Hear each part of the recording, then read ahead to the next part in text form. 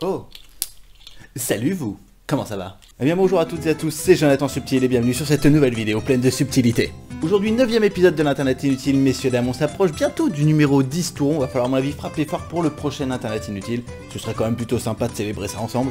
Toujours est-il qu'on verra ça au moment venu. Avant de commencer vraiment cette vidéo et rentrer dans le vif du sujet, messieurs dames, sachez qu'il y a des travaux juste à côté de chez moi et que mon appart n'est pas hyper bien isolé et que du coup si vous entendez des marteaux-piqueurs derrière en fond, bah ouais, c'est normal. Désolé. Le plus important dans l'affaire, c'est qu'on a des nouvelles enfin de la reine Elisabeth, la reine d'Angleterre. Ouais, elle est en vie. Toujours. Elle n'est pas encore morte. Bon, elle n'est pas non plus à 100% de ses capacités physiques, évidemment, mais elle tient le bon bout, la bougresse. La reine Elisabeth II diffuse sa première photo publique depuis le confinement. Pour sa première apparition publique, après le confinement, la reine d'Angleterre s'est montrée en forme, à dos d'un cheval, dans les jardins du château de Windsor, dimanche 31 mai. Bon du coup moi la première question quand je vois cette photo c'est la reine d'Angleterre elle est au-dessus ou en dessous là sur la photo? Alors, par contre blague à part, en vrai on dirait un peu une daronne russe sur cette photo non? On dirait vraiment une daronne russe là, la reine Babouchka là. Ou alors on pourrait limite la confondre avec une gitane de luxe. Ouais, d'habitude on a quand même plus l'habitude des robes de toutes les couleurs mais là elle a décidé de faire un peu sobre. Incognito peut-être? Va savoir. Toujours est-il qu'on peut constater sur la photo qu'elle a le poil soyeux et la truffe humide. Et que ça fait plaisir à voir. Franchement Jonathan, t'es pas sympa quoi, tu te fous de la gueule des Anglais, c'est quand même la reine, c'est quand même un personnage illustre, il faut pas se moquer, c'est pas bien. Non mais attendez, je peux aussi me foutre de la gueule d'un personnage illustre français, enfin en tout cas d'un bon gros people apprécié de la plupart des Français. Attendez de voir ça. Coronavirus, j'ai eu un peu peur, confie Gad Elmaleh qui a eu le Covid-19. Oh attendez, moi aussi là j'ai eu peur, je croyais qu'il allait annoncer un prochain spectacle. En fait tout va bien, il a juste été malade, ça va. Mais vous savez, après l'histoire de Copy Comic, la vidéo qui faisait un buzz, qui dénonçait Gad Elmaleh, qui ne cherchait pas vraiment ses blagues et qu'il arrêtait pas de les prendre à droite et à gauche. Do you ever look at your watch and then you don't know what time it is? Est-ce que toi aussi ça t'arrive de regarder ta montre après d'avoir aucune idée de l'heure qu'il est, sérieux? Sexy. Ouais, putain, avec des bottes de ski, hein? Tu fais ouais, tiens, on va skier. Non mais déjà, non seulement du coup le gars prend des blagues à droite et à gauche, mais en plus il prend aussi le virus des autres. Ça va jamais s'arrêter cette affaire, ça va aller jusqu'où? Donc maintenant c'est plus Copy Comic en fait, c'est Copy 19. Oui. Même le Covid il l'a pris d'un autre, c'est fou quand même. Mais évidemment qu'il a eu peur aussi, c'est une maladie qui peut tuer, donc forcément si les artistes ne peuvent plus travailler ou sont tous morts, il va plagier où le pauvre gamin? Ouais, c'est pas facile quand même. Non mais après, j'aime bien le personnage de Gad, hein. On va dire que là je tacle, mais... Non, il peut être marrant. Après, ne vaut-il mieux pas voler des bonnes blagues plutôt que d'en inventer des plutôt maladroites et même malvenues? Ce qui m'amène du coup à vous parler du troisième et dernier sujet de cette vidéo.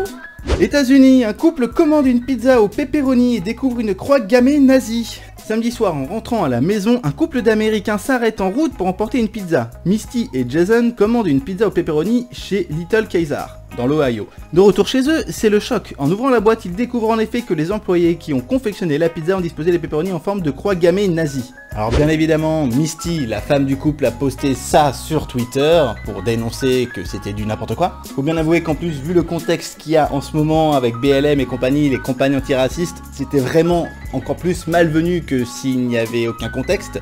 Même si déjà, une croix gammée en soi, c'est quand même un petit peu la loose, hein, faut le dire. Non, mais c'est pas vraiment une croix gammée, c'est plutôt une svastika, tu vois, c'est plutôt un symbole de paix, c'est plutôt...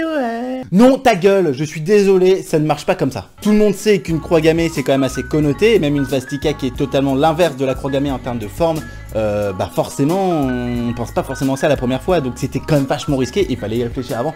Je pense qu'il y a d'autres moyens de faire passer un message de paix sur une pizza plutôt qu'avec une croix gammée, non? Ou alors peut-être que le gars qui veut faire la pizza a mal compris. Bonjour monsieur, est-ce que je pourrais avoir une pizza hawaïenne s'il vous plaît, avec beaucoup de pepperoni? Une pizza arienne avec des pepperonazzi? Ah, je vous fais ça tout de suite. Ou alors peut-être que le gars a mis les tranches de pepperoni de manière totalement aléatoire sur la pizza et que la croix gammée s'est formée toute seule parce qu'elle est sortie du four.